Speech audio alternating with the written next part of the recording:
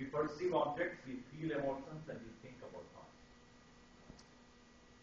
But the point is that even though the arrangement of the world is the same, the way I perceive is different from the way she perceives. The way I feel is not the way he will feel it. The way I think is not the way another will. What makes it? So he says, we are inherently born with certain impressions. It not necessarily born with. It can be a product of our education, our culture, the growing up, the environment in which we live, and the kind of people we interact with, the kind of friends we have, and the books we read. So many things can decide the impressions. In Sanskrit language, it's known as vasana, the taste, the flavor of the personality. So according to the flavor of the personality, so will be the experience. So life is not the same for everyone. The world is same. You got it? World is same, but not same. Somebody says, my life is so dragging. I have so much boredom. I feel depressed. I don't feel like living. Somebody will say, oh, it's full of joy, entertainment, and enjoying it. It's not the world that makes a difference. It is what is happening inside. And so in the same house, maybe two brothers, maybe looking the same, the twins maybe, but their view of life is totally different. So you cannot say DNA decides this. If that is the case, they have the same DNA more or less. So for the same parents they have born. So they should be having the same DNA. They should be having the same kind of view. No. They were given the same kind of education. They are given the same kind of environment to live. Growing up in the same place, same culture, but they won't think same. What makes the difference? So either we can conclude that we are born with certain tendencies. That's the easiest conclusion, but cannot be proved. So there is a difference the way we do. So this basically shows that what we need to fundamentally change is our emotion. Body we cannot change. It is born with certain things and born with certain peculiarities which we cannot change. The mind and its emotions and intellect in its thoughts are decided by the way we have been exposed to in the world. The impressions. So Gita mainly focuses on that. Not on this. Not on what you experience. Not on with what you experience, but how. Any questions? Because based upon that, we'll move on to the next stage. Any questions? So you accept it? You accept what I say? Okay, I'll take it from there. Okay, let us look at what it basically Bhagavad Gita is. It's a conversation between Krishna, who is considered as the incarnation of God. Arjuna, the warrior, as he pointed out, in the battlefield, he was confused about what's the way I need to face life. He was facing a battlefield where he has to kill his own cousins. Suddenly he realized that that's not what he wants to do. Until that point, he was ready to do that. And when he came to the battlefield and saw his own cousins and uncles standing there, and his own teacher, the one who taught him archery, was standing there, he said, I'm going to kill him. I'm going to kill these people who are my own cousins to win a war. In their blood, I'm going to enjoy this kingdom. No, I don't want to do this. So suddenly he got totally confounded, confused, and then he said, I'm not going to fight. So fortunately he had Krishna, the incarnation of God, is considered to be. So he was there, so he asked him, please tell me what should I do? Krishna said, your view of life is wrong. I'm not going to change anything here. I'm not going to change the battlefield. I'm not going to change the people whom we are going to fight with. Now I'm going to stop the war. But I will tell you how to look at it. So it's so relevant to all of us at all times. This probably was written some thousands of years back. And you would say that, oh, those times people thought differently. It's not useful today. I'm telling you, human beings are the same. From the stone man onwards till today. That fellow had, in the stone age, they had a fight between which kind of a stone you had than me. Today we have which kind of iPhone you have than mine. The jealousy, the pride, the arrogance, the love, the compassion, the hatred is all the same. So human beings basically have the same kind of tendency towards each other, towards the world. The way we live might be different. The things that we use may be different. But the way we look at things has not changed much. So, it was discussed a long time back, but still it is so relevant. It's a part of a great epic called Mahabharata, a classic work of Veda Vyasa, based on his personal observation of the history of his dynasty. 18 chapters of Bhagavad Gita, 700 verses in Sanskrit written 5,000 years back. It's the only scripture of the world which has the maximum number of commentaries on it. And all sort of people, scientists and politicians and sportsmen and then scholars, all sort of, because it basically gives you, it's like a mirror. You look at it and each one looks at it different. So they can interpret the way they want, because it's relevant to their own life. Or the way they looked at it, they used it.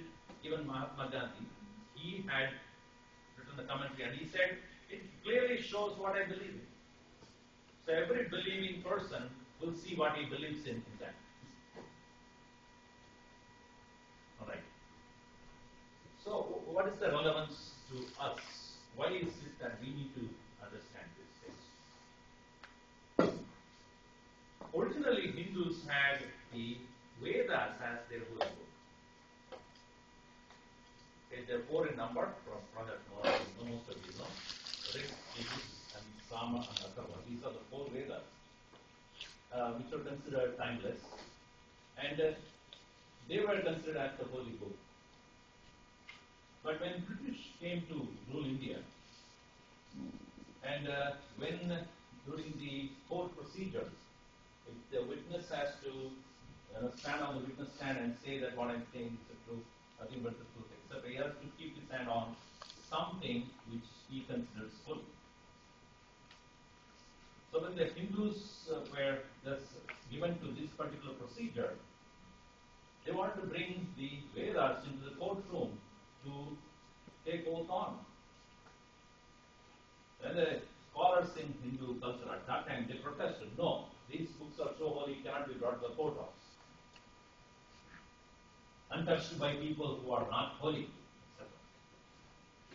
So then they went back and forth and decided to bring Gita as a representative of the Hindu culture or Hindu religion, and they made that as the book on which the oath can be taken. So therefore, this is the new term in Holy Gita, like Holy Bible. That's when the word Holy Gita came into it. Otherwise, it was known as Bhagavad Gita. So what is the relevance of this? So I showed the picture in the beginning. You saw that there are four horses. There's a chariot here, and then as a driver, there's the one who is behind that. He's the original owner of this. So what it means is the chariot is our body, symbolically. The person who is the owner of this chariot is our soul. Just like you and I have the physical body, and who owns this? The owner of this body is the living soul there. And then we have the road of life. So horses are four in number. They are our four different layers of personality: physical, emotional, intellectual, and spiritual. And the one who is guiding or taking care of the horses in the road of life is The most important, the one who is having the right vision of life, the divine guidance. So in these four personalities, the four horses have to go together. And that's the purpose, that's the responsibility of the one who is driving the vehicle. In your car, it is more or less it's all connected. So therefore, one wheel will not go to one side, another wheel will not go to the other side. So all of them moving in quadrants, so you have no problem. But in the case of horses, these individual horses can go in different directions. Only when you sit on a horse will know it. How many of you have tried that? Sit on a horse. Have you sat on two horses? Then you will know that. To control is so difficult. Four horses. Each one will go in their own direction. So how to take care of that all the four are going in the same direction. So in the same way, we have these four different personalities: physical, emotional, intellectual, and spiritual personalities. And each one demand your attention, your time. At this moment, we are all sitting here, listening to me, hopefully. I'm addressing to your intellectual aspect of your personality. At the same time, you have a physical personality which is demanding, okay, why not go and have a coffee now? So at that point, your intellectual personality says, no, not until the end this program is over. So you are able to overpower your physical personality, and you feel like sleeping. You can. Nobody can stop it. So at any given point of time, there are various layers of personality or demanding things. So based upon the purpose of what you are doing, you are able to control all of them, but not all the time. So we need to therefore take care of these four if we want to really achieve anything in life.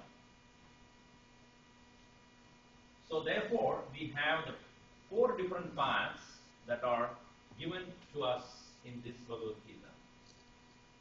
Path of work, path of devotion, path of knowledge, and path of meditation. So briefly, I will cover these four and how the view of Gita will tell us how to handle these four forces of personality. The main topics in Bhagavad Gita are, I'll just list them out here. Deathless spirit. The soul within us, according to Gita, is that which doesn't die. Physical body does, but not the soul. What's beyond death? What happens after the physical body is gone? What is the logic of creation? What do you mean by acting without selfishness? How to serve and renounce? How to meditate? Now, what is the absolute truth? What is the secret teaching? What is the vision, universal vision of life? What is the glory of God? What is devotion? Play of the moods in the mind? Evil and divine qualities that we possess, and how to gain the secret of surrender. These are the topics which are covered, main topics, I would say. And we may not have the time to go through all of them, because there are 700 verses, and each one of them require a detailed explanation. When I do teach to the students, it takes a year to complete this. Almost every day, 2 sessions. So that exhaustive it is, because it includes all aspects of life. We need to go through and then explain and then show how important, how relevant the teachings are. So we'll see some of them.